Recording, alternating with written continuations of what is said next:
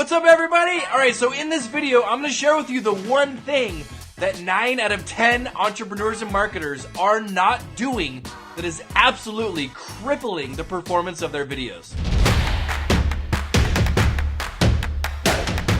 Alright, so are you ready to hear what that one thing is? It's called the pattern interrupt. So what is a pattern interrupt?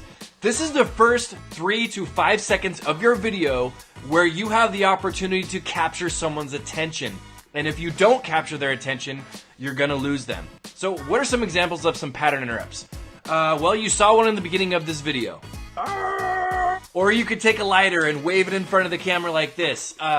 You could use smoke or sand, or you could be in a pool and pop out of the water. You could be wearing a crazy costume. You could spin around in circles. You could just wave your hands in front of the camera to get people's attention. There's a lot of different things that you can do that are weird and strange and out of the ordinary that people aren't used to seeing that will stop them in their tracks and get them to watch your video.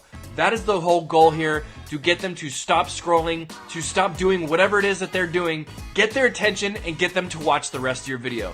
That's all I got for you guys. Make sure to comment, like, subscribe, and I'll see you guys next time.